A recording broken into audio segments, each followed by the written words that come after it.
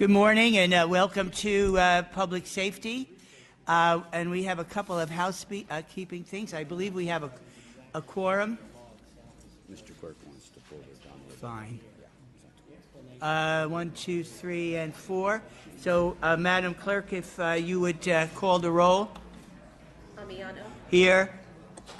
Can we have a little silence, please? Melendez. Here. Thank you. Jones Sawyer. Quirk. Here. Skinner. Here. Stone. Here. Waldron. Mr. Dickinson.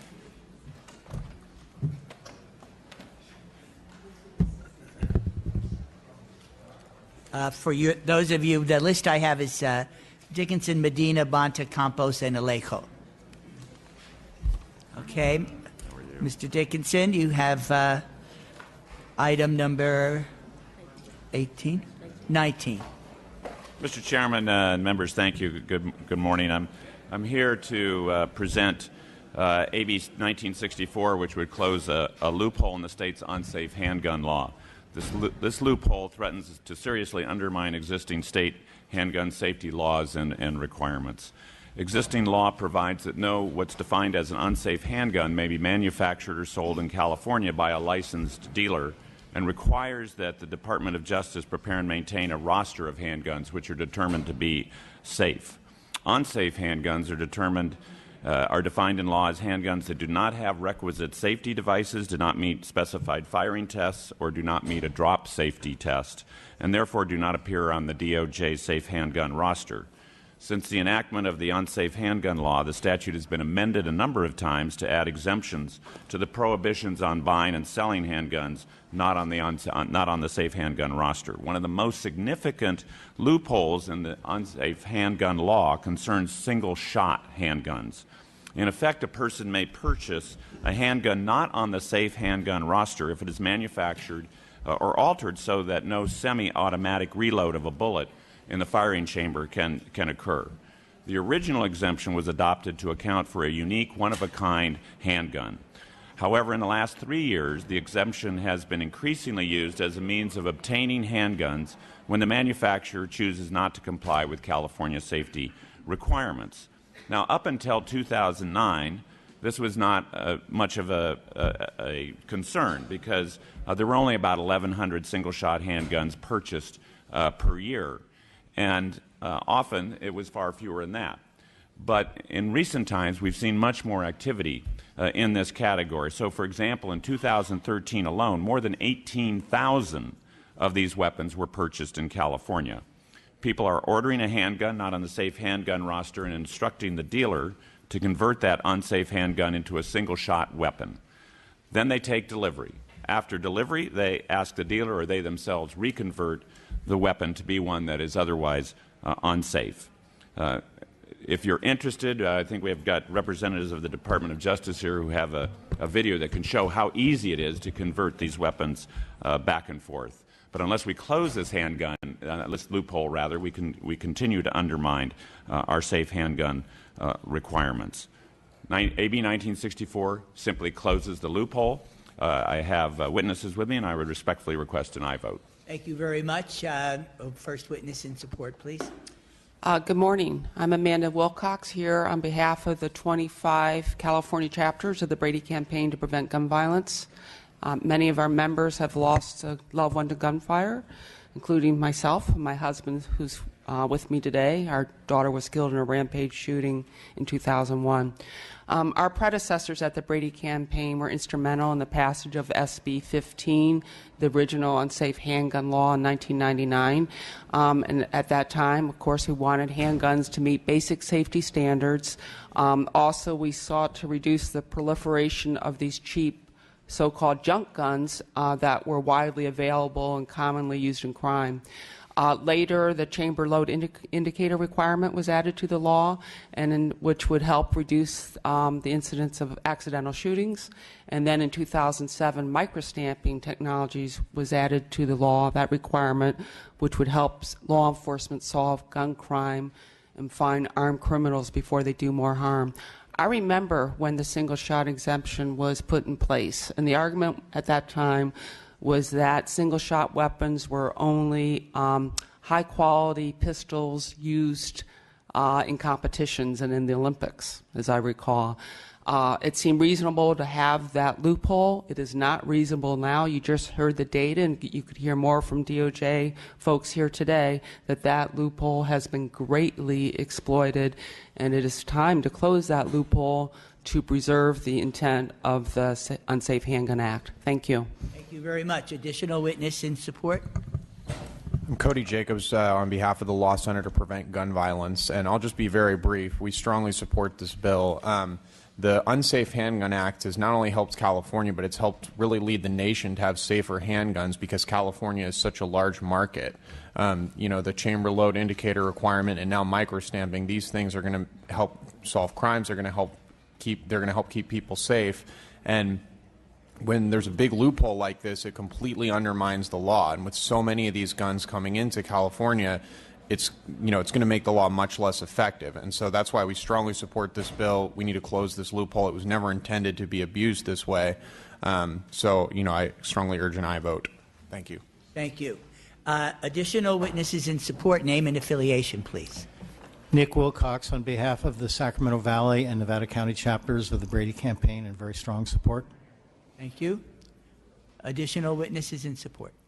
Jim Lindberg on behalf of the Friends Committee on Legislation of California. We're also in support. All right, thank you very much. Linnea Ashley with Youth Alive in strong support.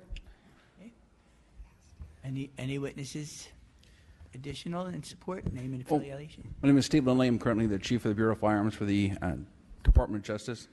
Myself and Special Agent Supervisor Blake Graham are here for any technical questions you might have, and we do have some pictures and a video for you if you would like to see that. All right, thank you. Sir? My name is Blake Graham, Special Agent Supervisor with the Department of Justice. Again, I'm here for technical support if there's any questions. Thank you very much. All right, witnesses in opposition. Mr. Chairman and members, Sam Paredes, representing Gun Owners of California. We appreciate being here in the committee for the first time this year. I'd like to point out a couple of issues as Mrs. Wilcox brought out about the safe handgun list and how it was developed by the legislature in order to prevent a lot of these cheap, inexpensive, dangerous handguns from being sold in the market in California, when in fact every one of the manufacturers of these cheap, unsafe, so-called Saturday night special handguns were submitted for testing, and every one of them passed. They were all approved for sale in the state of California. That's the fact. So we have an issue with the test itself. Be that as it may, with regards to this bill does not go after any criminals. It doesn't prevent any crime. You're squeezing the Jell-O, and the more you squeeze it, the more it's going to come out of your fingers. Right now, it is actually illegal for a dealer to remanufacture the gun into a semi-automatic unless they have a federal firearms license that allows them to be a manufacturer. It's illegal for them to do that. Without that license, they've committed a crime. The one thing that can happen is if a manufacturer originally manufactures one of these guns as a single shot, and it is sold in the state of California, and somebody converts it, which is completely legal to do, they would not be in violation of this bill. This bill doesn't go after criminals. It doesn't put its attention on the people that are committing crimes with these guns. For these reasons, we are in strong opposition to this bill. Thank you. Thank you, sir. Any further witnesses in opposition? Mr. Chairman, members, Sean Doherty from Wild Horse Consulting on behalf of our client, California Association of Federal Firearms Licensees. We stand in strong opposition to this bill for a couple of different reasons. First, there's, I think, probably a wording issue. In this bill, it calls for any gun that has been permanently altered to be a single-shot gun in this manner that used to be a semi-automatic to now be banned. If it's permanently altered so that it can only be a single shot, where is the inherent problem to the firearm at that point? Now what we're talking about is what the firearm used to be, i.e. a semi-automatic. And if you delve into the rationale a little bit further, you start to truly understand why this bill was introduced. And that is to further ban handguns in the state of California by adding yet another ban to a not unsafe roster that is currently under legal challenge. Pena v. Lindley is challenging the constitutionality of the roster. This bill, should you pass it and the legislature ultimately pass and the governor sign it, will simply reinforce that lawsuit and make the eventual overturning of the roster that much easier. The author says, and we respectfully disagree with the bill, obviously, but the author indicates that this is a gun that is in common use. This practice is in common use. When in 2008, the United States Supreme Court in the District of Columbia v. Heller ruled that any handgun, or a firearm for that matter, that is in common use cannot be banned because it is unconstitutional, a violation of the Second Amendment. If this firearm is indeed in common use, the passage of this bill would constitute a violation of the Heller decision. If it's not in common use, then we must ask ourselves, why are we sitting here voting for this bill, voting to ban something that really there's no evidentiary support that there is a need? For these reasons, we stand in opposition and request your no vote.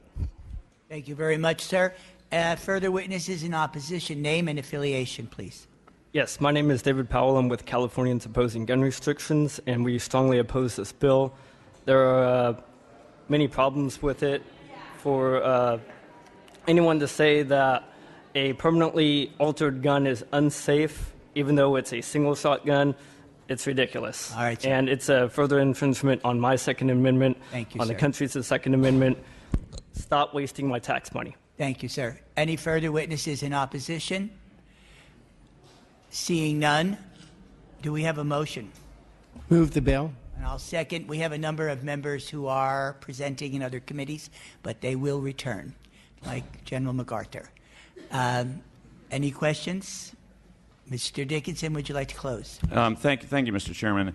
I would just say that this is the first we've heard from the opposition, so as is customary, if they have some suggestions, we're happy to try to entertain those and improve the ultimate product here. But we need to be clear. The Heller decision does not affect this bill whatsoever. And if there's a separate constitutional challenge to the safe handgun roster, that will be heard and determined on its merits. It has no bearing on this bill whatsoever. What this bill simply does is close a loophole which has developed to be much more highly used, much more frequently used than anyone ever thought or intended. And in so doing, it allows those who make use of this loophole to evade what is otherwise a statutory scheme to ensure that we have safety standards met for our handguns here in California. I would ask for an aye vote. Thank you very much. So the bill's been moved and seconded. Can we have a roll call, please? Amiano? Aye. Amiano, aye. Melendez? Melendez, no. Jones Sawyer? Quirk? Aye. Quirk, aye. Skinner? Stone? Waldron? All right, the bill is on call, sir. Thank you very much.